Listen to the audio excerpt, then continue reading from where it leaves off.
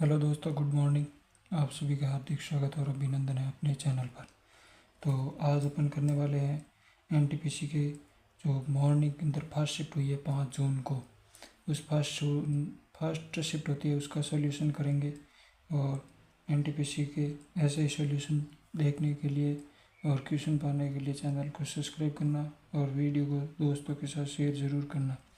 और हर शिफ्ट का एनालिसिस किया जाएगा अपने इस चैनल पर। तो चलिए स्टार्ट करते हैं।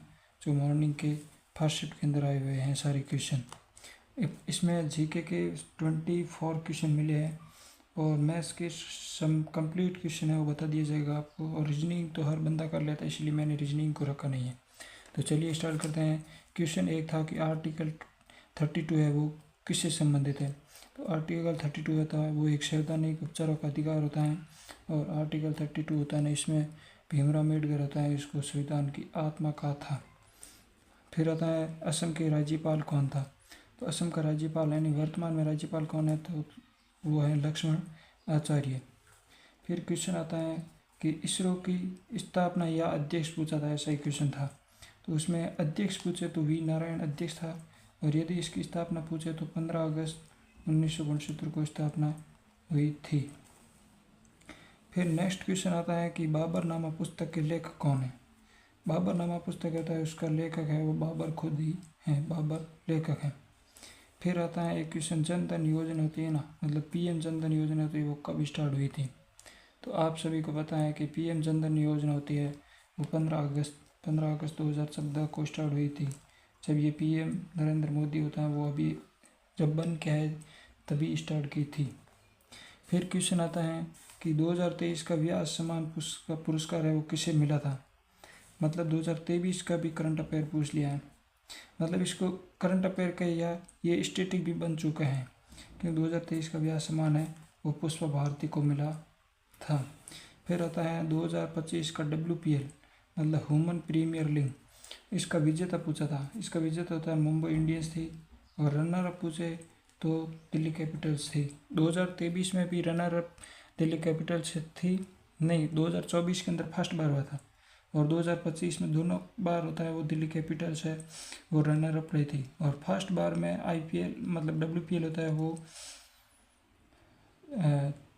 RCB जीती थी, मतलब रॉयल चैलेंजर्स बेंगलुरु RCB जीती थी। और 2025 में MI जीती थी। फिर आता है वर्ल्ड चेस चैंपियन विजेता कौन है। मतलब ये सबसे कम उम्र के हैं जो अभी बने हैं, डी गुकेश। मतलब करंट के क्वेश्चन माने ना तो 6 से 7 करंट के क्वेश्चन आते हैं, करंट अफेयर्स होते हैं वो 6 से 7 क्वेश्चन आते हैं। और 40 क्वेश्चन होते हैं, उसके अंदर 6 से 7 क्वेश्चन इंपॉर्टेंट होते हैं जो करंट अफेयर के बनते हैं। फिर नेक्स्ट क्वेश्चन आता है कि नोबेल पुरस्कार की शुरुआत कब हुई थी। तो नोबेल पुरस्कार की शुरुआत होती है वो 1901 के अंदर हुई थी। और इसकी शुरुआत है वो अल्फ्रेड नोबेल ने की थी। जिसने अल्फ्रेड नोबेल होता है उसने डायनामाइट होती है उसकी खोज करी थी, उसके उपलक्ष्य में ये 1901 में नोबेल पुरस्कार की शुरुआत हुई थी। फिर आता है ये करंट का क्वेश्चन था कि मानवाधिकार आयोग होता है उसका अध्यक्ष कौन है वर्तमान। तो इसका वर्तमान में अध्यक्ष होता है वो न्यायमूर्ति V राम सुब्रमण्यम है। फिर एक क्वेश्चन आता है कि आर्टिकल 123 का संबंध है वो किससे है। तो आर्टिकल 23 होता है ना वो राष्ट्रपति को अध्यादेश जारी करने की शक्ति प्रदान है। और इसमें यदि राज्यपाल पूछे तो आर्टिकल अध्यादेश कौन से जारी करता है, तो वो होता है 213 के अंदर। फिर आता है साबरमती का उद्गम स्थान होता है ना, साबरमती उद्गम स्थल होता है वो कौन सा राज्य होता है। तो ये राजस्थान का उदयपुर से उद्गम स्थल होती है जो अरावली पर्वत श्रृंखला से निकलती हैं।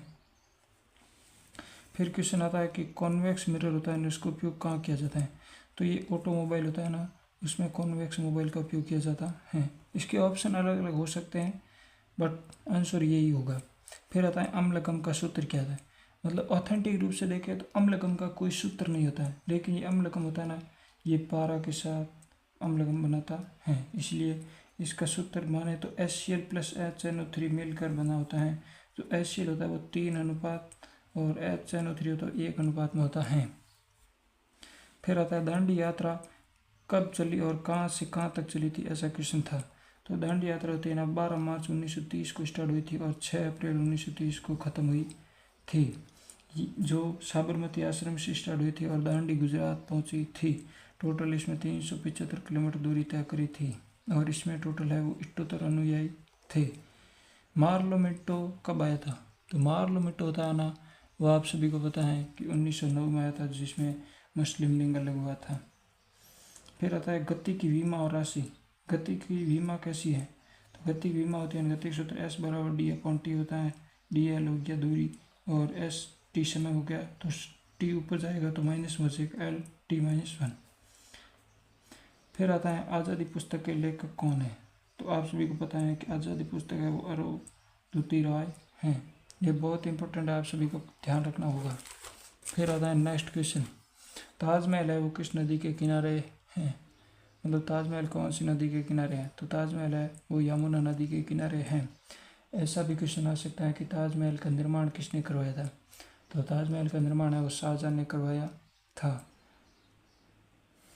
और इसके नज़दीक ये भी पूछ लेता है कि आगरा की स्थापना कब हुई थी? तो 1504 के अंदर आगरा की स्थापना हुई, और यदि 1504 ऑप्शन में नहीं हो तो 1505 भी होता। फिर आता है नाटो का मुख्यालय कहाँ है? तो नाटो का मुख्यालय है वो ब्रुसेल्स बेल्जियम के अंदर स्थित होता है, और नाटो का फुल फॉर्म होता है नॉर्थ अटलांटिक ट्रेटी ऑर्गेनाइजेशन। और इसकी स्थापना नाटो होती है ना, इसकी स्थापना 4 अप्रैल 1949 को हुई थी।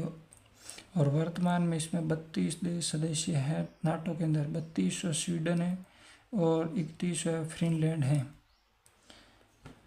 फिर है गतिज ऊर्जा का सूत्र क्या है? तो गतिज ऊर्जा का सूत्र होता है वो 1/2 mv²। गतिज ऊर्जा का सूत्र है। फिर है जारवा डांस का है, मतलब कौन से यूटी या कौन से राज्य का है? तो जारवा डांस होता है ना वो अंडमान निकोबार यूटी का है, मतलब केंद्र शासित प्रदेश। और एक आता है जरवा होता है ना वो एमपी का है। एक कंप्यूटर का क्वेश्चन था कि HTTP का फुल फॉर्म क्या है?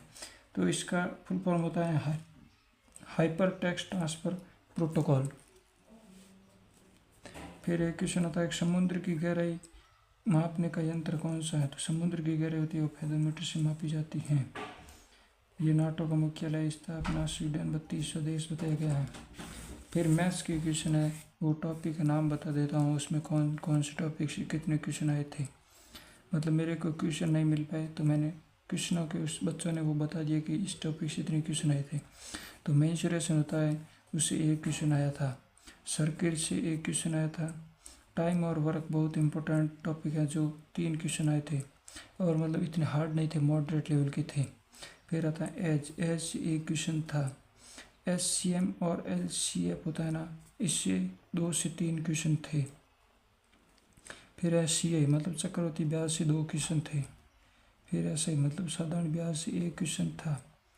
प्रायिकता यानी प्रोबेबिलिटी से 1 क्वेश्चन था। कोऑर्डिनेट ज्योमेट्री से भी 1 क्वेश्चन था। ट्रेन के 1 से 2 क्वेश्चन थे। बोट और स्ट्रीम होता है ना, उससे भी 1 क्वेश्चन था। प्रॉफिट एंड लॉस होता है ना, इससे 4 से 5 क्वेश्चन थे दोनों टॉपिक को मिलाकर। और अलजेब्रा होता है ना, इससे 2 क्वेश्चन थे, वो साधारण थे। और अभी तक होता है ना वो ट्रिग्नोमेट्री होता है ना, उससे कोई भी क्वेश्चन नहीं थे।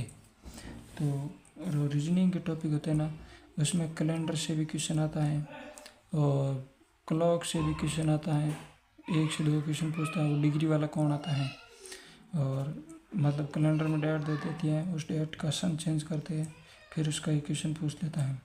रीजनिंग इतनी हार्ड नहीं आती है, इसलिए मैंने रीजनिंग को नहीं रखा है, ओनली फॉर मैथ्स और जीके रखा है।